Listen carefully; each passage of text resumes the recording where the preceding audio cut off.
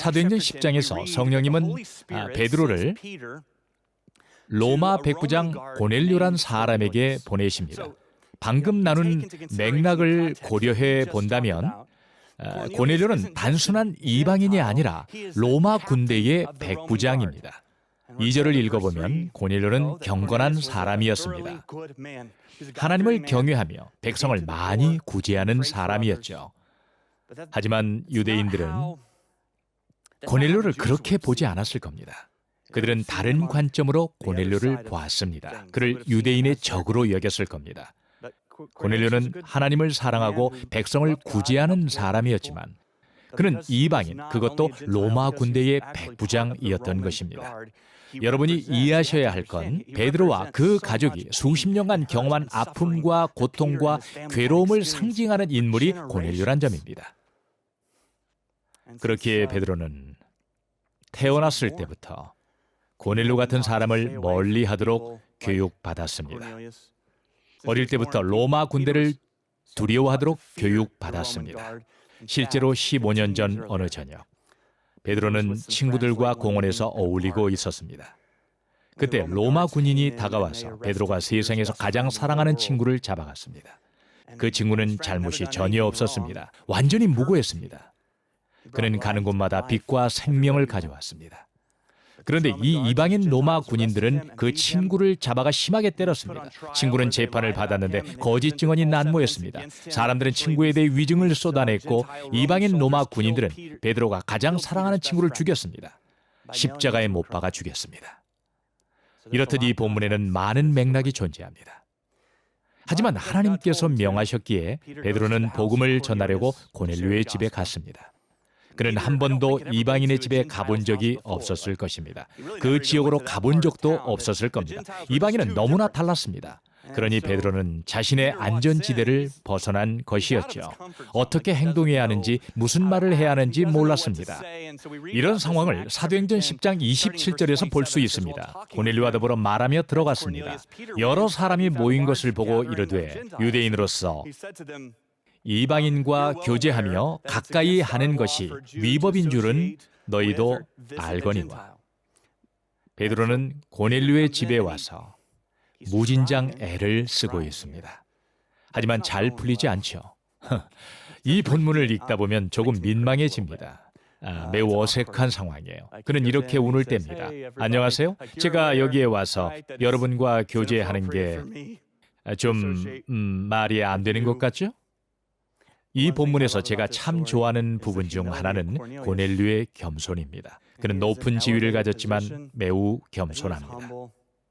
그의 가족도 마찬가지로 베드로를 정중하게 대합니다. 베드로의 거친 부분을 눈감아주고 넘어갑니다. 베드로가 애쓰는 걸 압니다.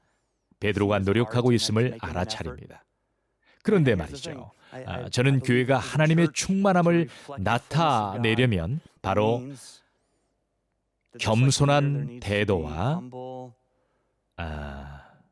인정과 노력이 필요하다고 생각합니다. 고넬료와 그의 가족처럼 정중함과 인내심이 필요합니다.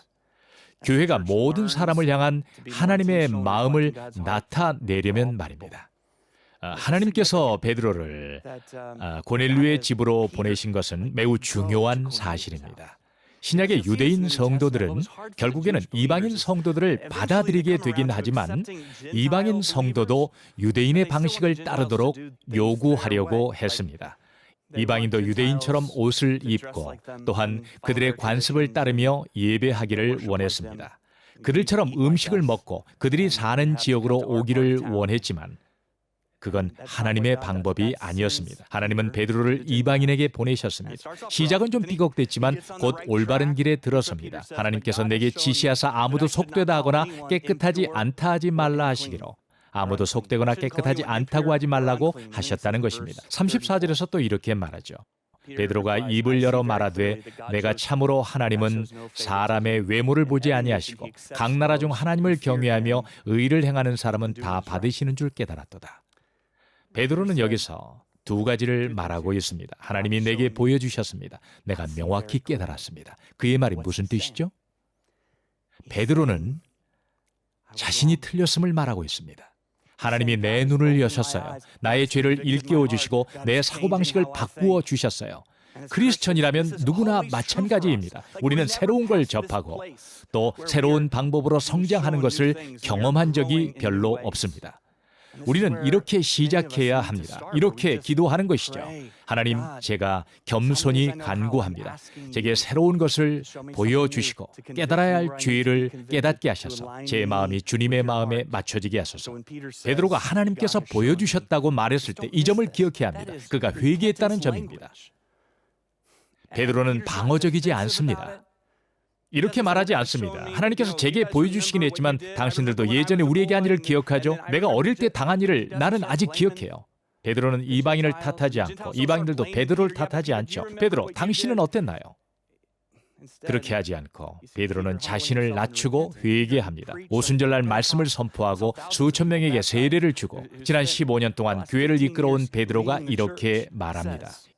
이전에 보지 못했던 것을 봅니다. 하나님께서 제게 보여주셨습니다. 베드로가 자신이 아직도 배우고 잘할 부분이 있다는 걸 깨달을 정도로 그는 겸손했습니다. 베드로는 자신을 낮추고 하나님께서 새로운 것을 보여주셨음을 고백합니다. 전 세계적인 유행병과 인종 갈등을 겪고 있는 가운데 하나님께서는 어떤 새로운 것을 보여주셨나요? 여러분에게 어떤 새로운 것을 보여주셨습니까? 특히 인종차별의 시대에 겸손히 회개의 영으로 자, 이 문장을 어떻게 마무리하시겠습니까? 하나님께서는 제게 이것을 새롭게 보여주셨습니다. 최근 몇 주 동안 우리의 지역과 전국의 흑인 목사님들과 많은 대화와 기도를 나눴습니다. 저는 이분들과 수년 동안 교제하며 사랑해왔지만 지난 몇 주간은 좀 달랐던 것 같습니다. 평소와는 다르게 그분들의 말에 귀를 기울였습니다. 그분들도 이전과는 다르게 얘기했던 것 같습니다. 이제껏 얘기했던 것과는 다르게 말씀하셨죠. 그래서 이 기간에 하나님께서 제게 보여주신 걸 목록으로 만들어 봤습니다. 여러분의 목록을 보여주실 필요는 없지만 자신의 목록을 작성해 보십시오. 하나님께서 제게 보여주신 건 제가 어떤 순간적인 것이나 언론이나 대중의 말에 귀를 기울이기보다는 한 사람 한 사람 이해하려고 해야 한다는 것이었습니다. 어떻게 해서 이렇게 된 걸까? 또 고통받는 이들의 마음에 관심을 기울여야 한다는 것입니다. 하나님께서는 우리가 단순히 하나의 인종차별 사건에 너무 많은 시간을 보내고 있고 또한 수세기 동안 사회 제도가 인종차별이란 독에 스며들었는지를 깨달으려고조차도 노력하지 않았다는 걸 보여주셨죠. 하나님께서는 제가 아직도 역사에 관해 모르는 것이 너무 많다는 것과 제가 결코 이해할 수 없는 일들이 있다는 걸 보여주셨고 그로 인해 겸손해야 한다는 마음을 주셨습니다. 겸손하고 공감하는 마음과 긍휼의 마음으로 배워야 한다고 말씀하셨죠. 형제자매를 긍휼히 여기는 마음 말입니다. 우리 모두는 한 가족이니까요. 저는 우리 가족을 사랑합니다. 가족 중에 누가 아프면 저도 아프고 가족 중에 누가 부르짖으면 귀 기울입니다. 하나님께서는 원수가 처음부터 인종차별과 편견을 사용해 왔다는 걸 제게 보여주셨습니다. 지금 이곳뿐만 아니라 언제 어디서나 말이죠. 원수를 최종적으로 물리치는 건 정치적인 해결이 아니라 바로 복음입니다. 우리는 그 복음을 살아내야 합니다. 예수님께서 이미 이기셨지만 우리가 그 승리를 살아내야 하는 것입니다. 잘못된 말을 하는 게 두려워서 침묵을 지키는 건 용납될 수 없다고 하나님께서 제게 보여주셨습니다. 동기가 오해받을 수도 있다는 두려움 역시 행동하지 않을 이유가 되지는 않습니다. 또한 하나님께서는 제 문제점은 항상 모든 문제를 제가 해결하려 하고 통제하려 하고 사람들의 느낌이나 감정을 통제하려 하고 상황을 통제하려 하는 것임을 보여주셨습니다. 제가 해야 할 건 불편하더라도 가만히 앉아서 겸손하게 공감해주며 듣는 것이라고 말씀하셨습니다.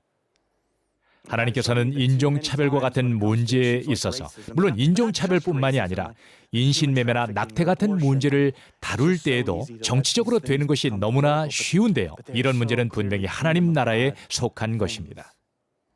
또 하나님께서는 사람을 사랑하신다는 것은 한 사람을 사랑한다는 것은 그 사람이 당한 고통과 불의를 결코 가볍게 여기지 않는 것이라고 하십니다. 한 인간이 겪은 고통과 불의를 가볍게 다루지 않고 통계 더미에 파묻지 않는 것입니다. 베드로가 이렇게 하고 있습니다. 베드로는 이렇게 고백합니다. 하나님께서 제게 새로운 것을 보여주셨습니다. 베드로는 다름으로 인해서 눈이 멀었음을 깨달았습니다.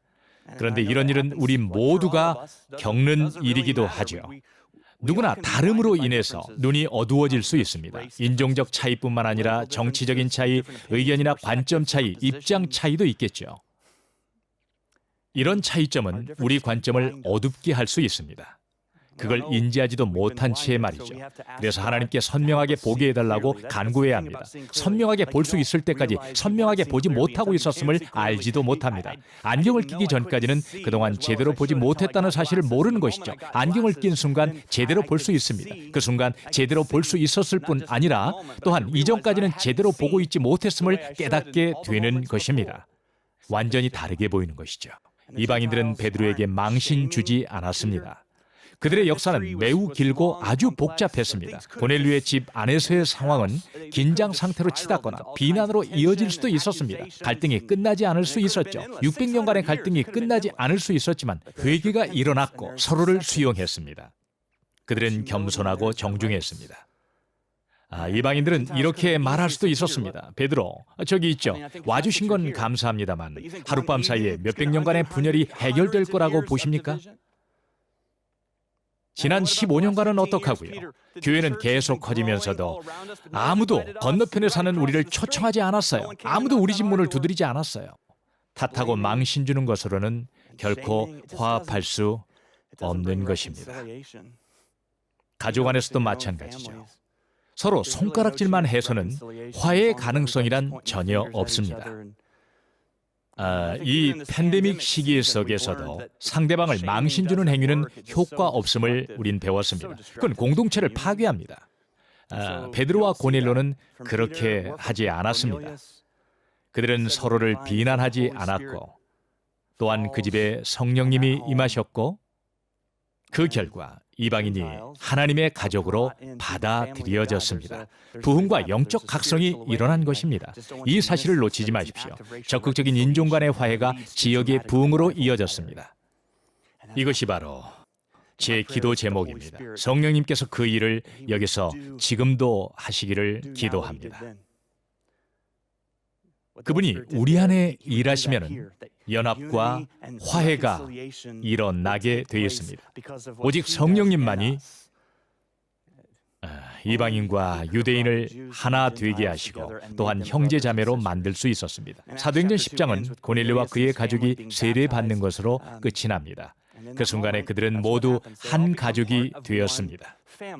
성령님께서는 그 어떤 정치 제도나 또한 방안이 할 수 없는 일을 하셨습니다. 성령님께서 600년 동안이나 분열되어 있던 사람들을 하나 되게 하셨습니다. 바울은 고린도전서 12장 13절에서 이렇게 표현해 줍니다. 우리가 유대인이나 헬라인이나 자, 여기 보면 그들은 여전히 구별됩니다. 종이나 자유인이나 다 한 성령으로 세례를 받아 한 몸이 되었고 또 다 한 성령을 마시게 하셨느니라. 우리는 하나 되었습니다. 하나 더 보여드리죠. 에베소서 2장 14절부터 16절의 말씀입니다. 그는 우리의 화평이신지라. 그는 예수님이십니다. 예수님이 우리 화평을 이루십니다. 가짜 화평이나 허위의 화평도 아니고 그리스도의 임재에서 오는 초월적인 화평인 것이죠. 자, 예수님이 어떻게 하셨는지 들어보겠습니다. 이렇게 화평을 이루셨습니다. 둘로 하나를 만드사. 저는 이 부분이 참 좋습니다. 원수된 것, 곧 중간에 막힌 담을 자기 육체로 하시고 누가 하셨습니까? 예수님이 하셨죠. 예수님은 둘을 하나로 만드셨고 원수된 것, 곧 중간에 막힌 담을 자기 육체로 하시고 법조문으로 된 계명의 율법을 폐하셨습니다. 예수님은 두 부류를 나누던 담을 자기 몸으로 허무셨습니다. 이는 이 둘로 자기 안에서 한 새 사람을 지어 화평하게 하시고 또 십자가로 이 둘을 한 몸으로 하나님과 화목하게 하려 하심이라. 화목은 십자가를 통해서 옵니다. 원수된 것을 십자가로 소멸하시고 바울이 에베소서에서 하는 말을 잘 보십시오. 예수님이 십자가에서 우리를 나누는 것을 소멸하셨습니다. 이는 흑백 간의 분리만 화합되었다는 게 아닌 것입니다. 오히려 매우 포괄적으로 무엇이 우리를 갈라놓든 예수님의 보혈로 극복할 수 있다는 말씀입니다. 그분이 원수된 것을 십자가에서 소멸하셨습니다. 예수님께서 우리를 형제 자매로 만드십니다. 그래서 저는 이 역사적인 시점에서 목사인 것이 매우 기쁩니다. 이렇게 깊은 어둠 속에서도 예수님의 제자된 교회가 세상에 빛을 비출 수 있다고 저는 믿습니다. 세상은 빛을 간절히 찾고 있습니다. 세상은 그 비법을 찾으려 애쓰고 있습니다. 어떻게 가능한가? 우리는 끊임없이 헤매고 있는데 어떻게 하면 진정한 평화를 얻을 수 있을까? 어떻게 진정한 평등을 쟁취할 수 있을까? 어떻게 하면 연합할 수 있을까? 위대한 답은 없습니다. 세상은 분노와 좌절과 긴장으로 가득합니다. 누구도 어떻게 해야 할지 모르기 때문이죠. 취할 수 있는 조치와 변해야 할 바를 알고는 있지만 정말 중요한 것은 우리 마음이 변해야 한다는 것입니다. 교회는 이 기회에 이렇게 말해야만 합니다. 이렇게 하면 됩니다. 그건 예수님이 하시는 일입니다. 예수님이 변화를 일으키십니다. 저는 사도행전 10장 끝부분을 정말 좋아하는데요. 이 모든 일이 일어난 뒤에 사람들이 세례를 받고 베드로가 설교를 마친 후에 고넬료가 베드로에게 며칠 더 머물길 간청합니다. 이 부분이 참 좋습니다. 강력하게 성령이 임했고 모두가 세례를 받았습니다. 놀라운 예배 시간입니다. 베드로는 여기서 그냥 작별을 고하지 않습니다. 고넬료가 이렇게 제안합니다. 조금 더 계시지 않겠습니까? 조금 더 저희와 교제하시죠.